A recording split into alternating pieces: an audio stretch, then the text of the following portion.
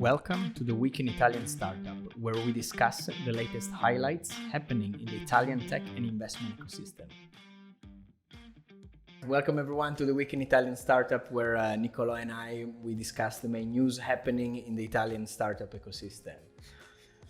Let's get started with Arduino. So that's a hyper cool deal, actually. So Arduino has been one of the beloved hardware and software, open source hardware and software that people have been using to developing different kind of products, I would say, and even teach STEM education and computer engineering to younger generation. So it's been around for a while. And the big news is that last week Arduino raised $32 million of Series B from very interesting investors. What's your take, Nick? That's exciting.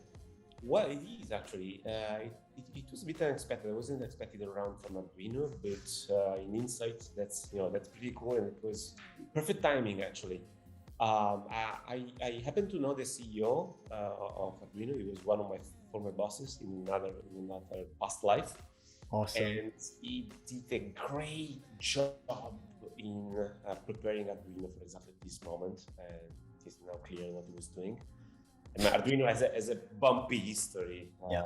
Going back, that's probably material for another podcast. Fabio Violante, the CEO, basically restored equilibrium in the force. Prepare Arduino for this round. The round is notable because of the size, because it is an open source company, and investment rounds in open source companies, from my point of view, are in another level, another league, basically, because open source is a great, difficult trick, but a great trick once you pull it. And the investors, as you said, are pretty notable. I see ARM in the list. Yes. That's that's interesting. Robert Bosch Venture Capital. That I recently read another article that a new actually fund, if I read it right, 250 million under management. Wow. And focus on this type of innovation. So great investor to have on board. And I didn't know much about the others. I know you made your research, because I know you do. Yeah, I actually was fascinated by Bosch because and how exactly, why is that Bosch was one of the lead investor in this round? That's I thought it was particularly interesting, and I think there was some mention also in the Yahoo article about how exactly, well, maybe not here, but there was some mention about how exactly people have been educating and educated through Arduino, and basically that's just a great entry point with a lot of engineering talent developing potentially new product, I would say. And Bosch is right up their alleys, I would say. Well, basically Arduino lowered the bar to anything electronics by orders of magnitude. So yes. You can just spin up an Arduino environment in your home, and in minutes you are programming something at the hardware level. So you couldn't imagine doing that before Arduino. You had to be an electronics engineer just to start putting things together and having governing the microcontroller in particular. Exactly what Arduino does, making it simple to set up and run sensors and stuff attached to a microcontroller. So super interesting. It's a super democratization of electronics, like what Raspberry Pi is doing. Actually, I've been reading and researching a bit, and that's also extremely cool. So basically, people can build a rudimentary computer with $15. That's it. That's impressive.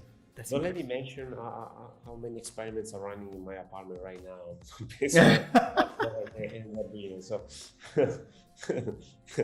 every now and then there's something blinking, and it's like, it's like this thing. I was supposed to do something else, but no, it's a blender on.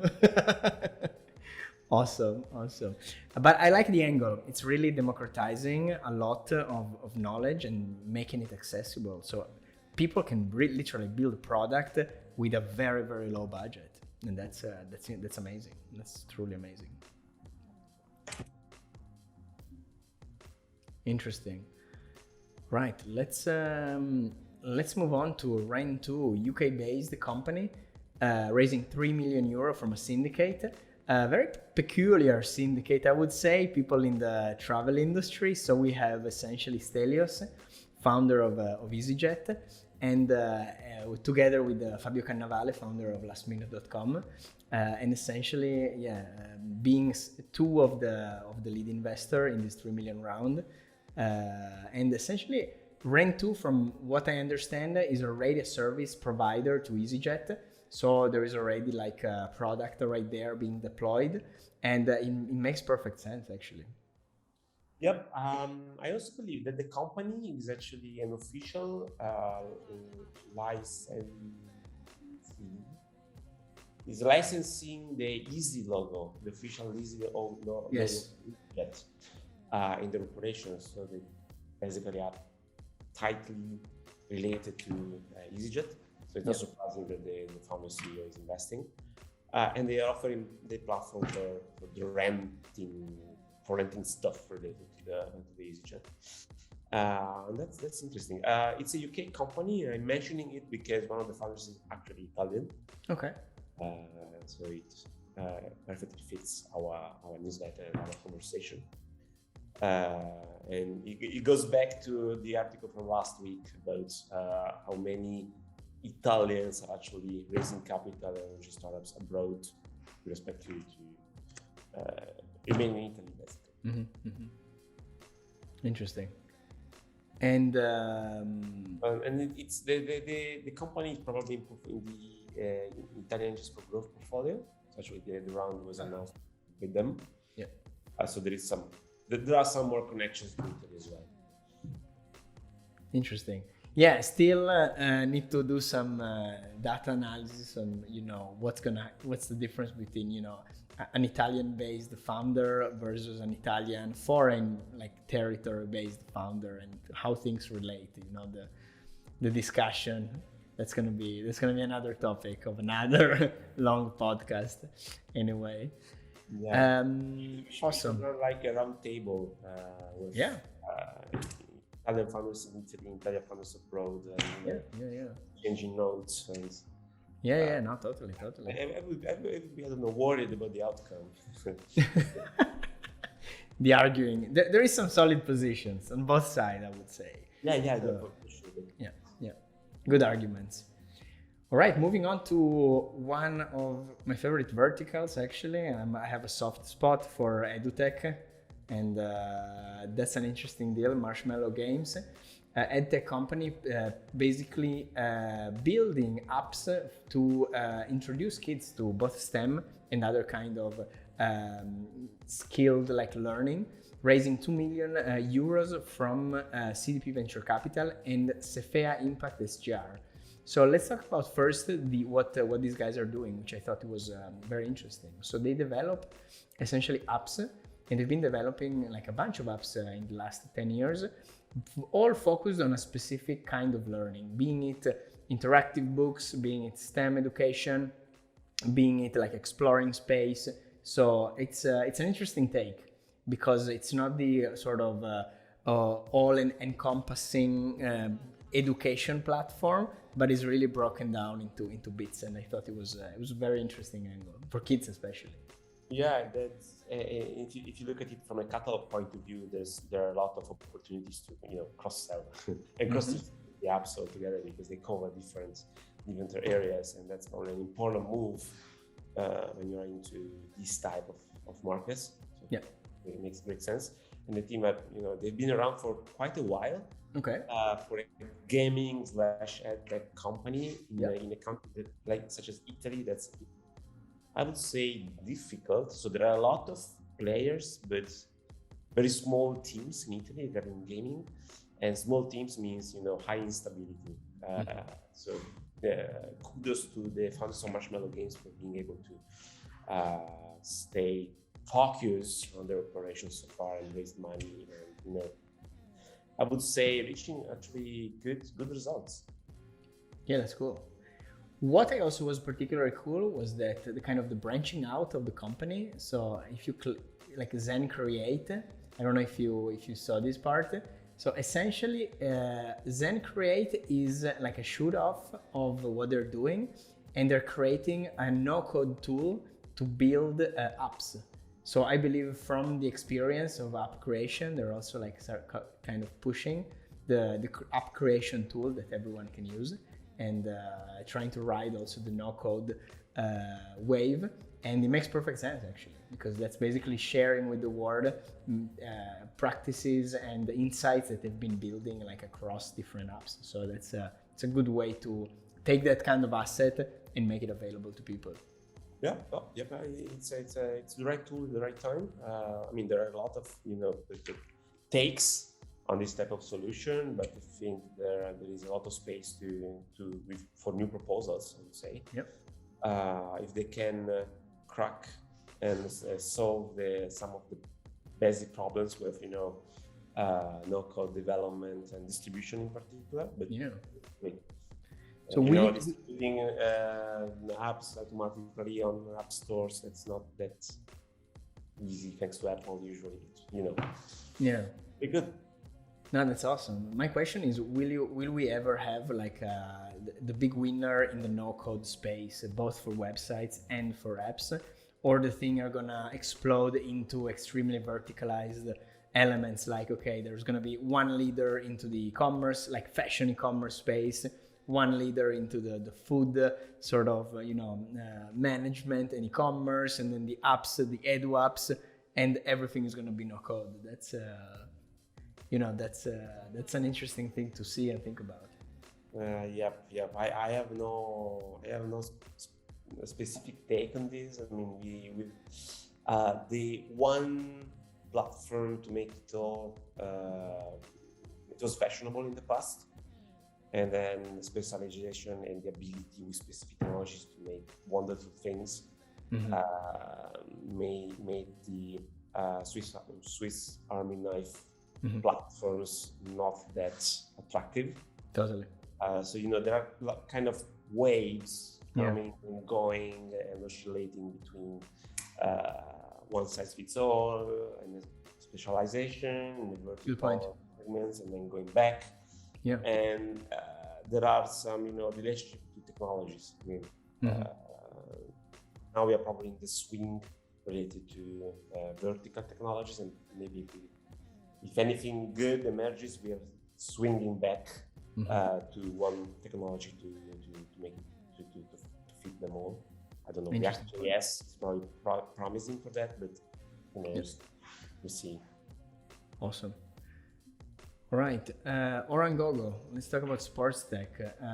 Raising 1.5 million in a round joined by Banca Sella. So OranGogo also has been like around for a while. It's a startup from Turin. I've heard very good things about them for a long time. They've been growing pretty fast.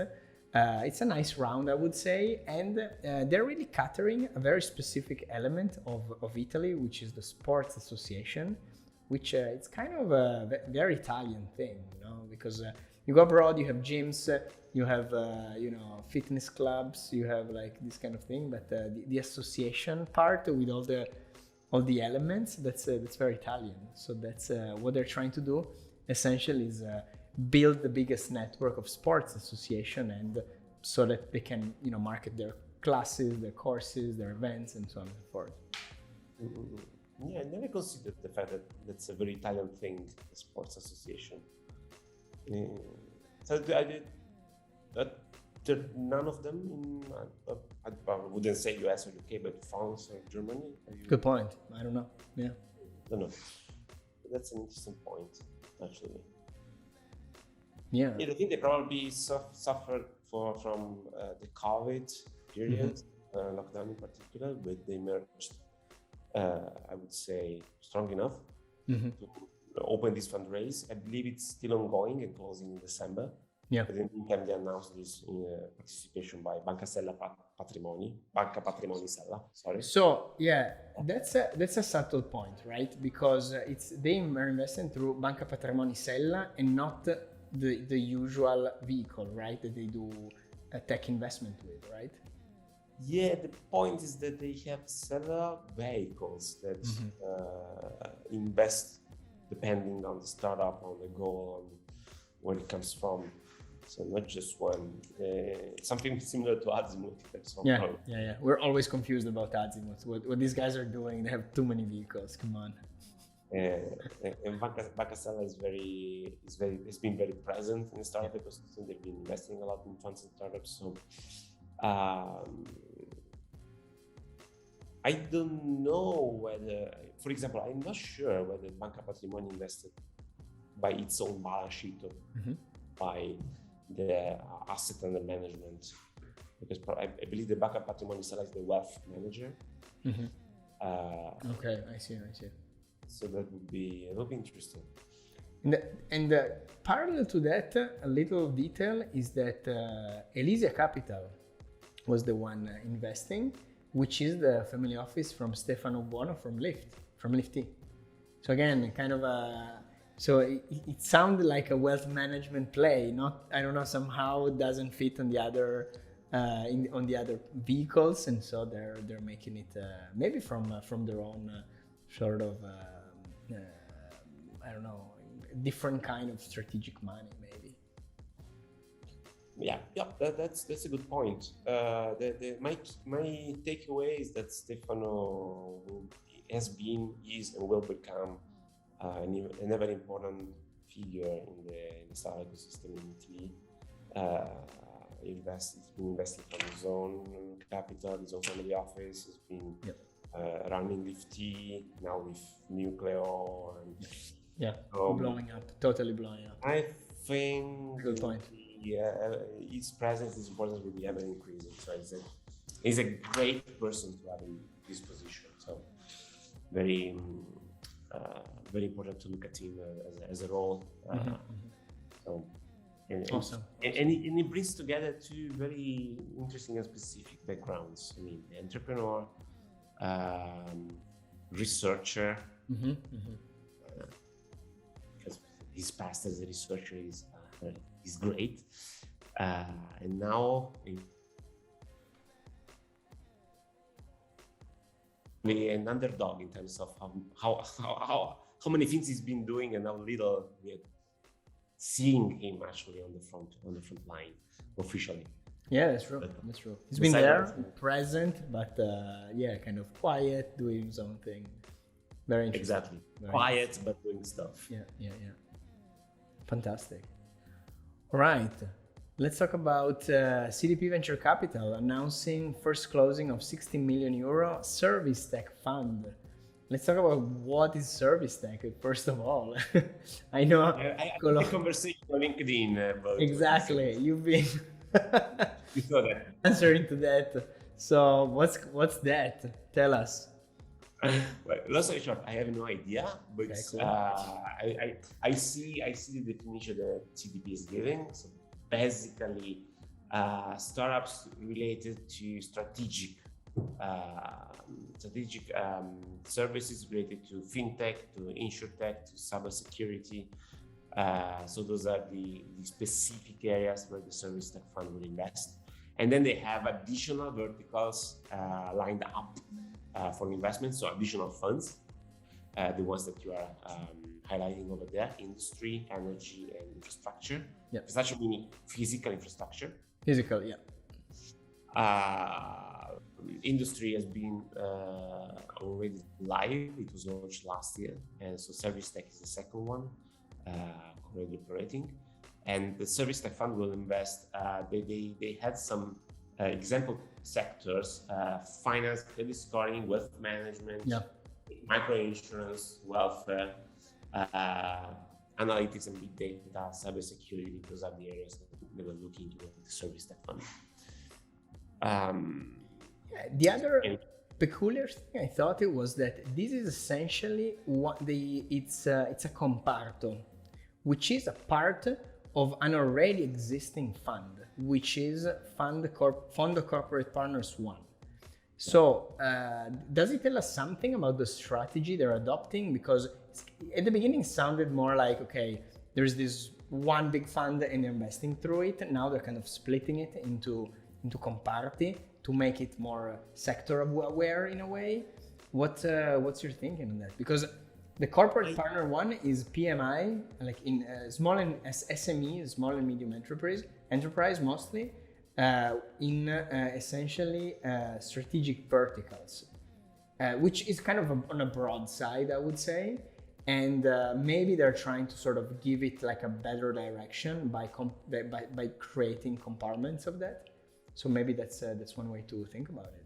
Yeah, exactly. That's exactly the point and the way to look at it. So basically, my understanding from my conversations and what it's available online is that basically they set up this high-level strategy to involve specific corporates as LPs and as potential partners for portfolio startups in specific verticals.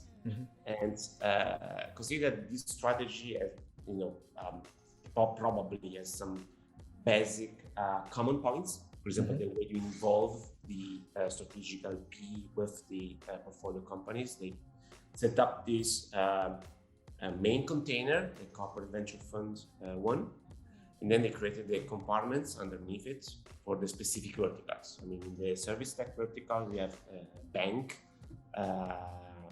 investing alongside CDP. In the industry tech vertical, we have, I believe, Leonardo, I'm not sure. So other strategic companies investing in the industry sector, and they will have a similar strategy in the other verticals. So they have identified the investment areas for specific compartments with specific LPs co-investing in these compartments. So it makes sense if there is a common way of interacting with the LPs and the relation with the investees, above specific compartments. But I believe that from the point of view of investment, there are basically 4 different funds. So, exactly. Specific investment managers and specific operations. But so the management still is based on 4 people essentially. And then from there, basically, they adopt like slightly different strategies depending on the comparto. So it's kind of I don't know if I want to say multi-strategy VC fund in a way, but it can be managed like that. It's a big allocation for sure, like target, huge target, definitely huge target. But again, it's across the border. Looks like it's going to be definitely across the border. Yeah, and the point is that you see 400 million as a fundraising target, but that would be the size of a Series B, Series fund.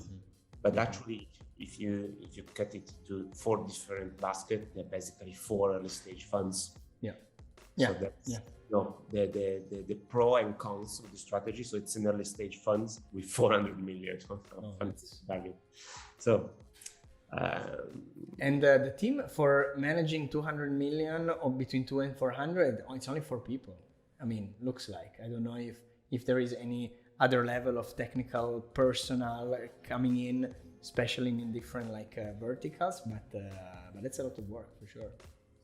Yeah, but I believe there will be more people joining for the specific verticals. But as of today, it's for people. But I don't know whether the page is updated. I believe yes, but makes sense. We see. Awesome. All right. So one shout out to some of the readings that you mentioned, Nick. So I just want to quickly, before we close, mention as always, awesome selection. One is about one of the oldest Italian billionaire, actually self-made billionaire at age 87. It's a great story, so people check it out. It's a very interesting article from Forbes. And I have to say, he's my new inspiring leader. I can aspire to something such as he, because I mean, I can't be a young billionaire. I probably will not be able to become a middle-aged billionaire, but like him. And let's name the Giuseppe Crippa. Giuseppe Crippa, yeah. And the crazy part is that essentially the guy worked in electronics for so long, electronic engineering. And then he got his severance package. He could have retired. And the guy was like, you know what? I'm going to start my own thing. And he was like 60 something. So, wow, that's totally inspiring. Yeah. Kudos. That's, Exactly. Be an entrepreneur at any age. Exactly. It makes sense. And then last article, but Nick, it's gonna come. We wouldn't need to talk about Web3 and Web5. It's the latest Jack Dorsey presentation of Web5. I don't know what happened to Web4. You see the slide for why Web5? Web5. I know, I didn't notice. So what's the rationale between Web2 plus Web3 makes Oh. Web5. Wow. Okay, Jack Dorsey in the house. I see. Makes sense. Yeah, whatever that is and whatever that will be. I don't know. That's the future. Yeah, fascinating. Definitely fascinating. That would be interesting to do one of our deep dives into just going through the presentation. That can be super interesting. Exactly. Now we just only have to see whether Elon Musk actually buys Twitter or not. Yes. We're trying not to, as long as I can read, but we'll see. Oh, and let me the last shout out is to Poke House opening the 100th store. Just because I've been following Poke House and all of the Poke competitors, I have to mention the 100th store. 100th. That's a lot. What I would say. That's a lot. And in such a short time, that's also the impressive part. These guys it's a rocket ship, really. It's a totally rocket ship. All right, Nick, thank you so much. Thank you to all the listeners. This is the Week in Italian Startup, and I'll see you all next week.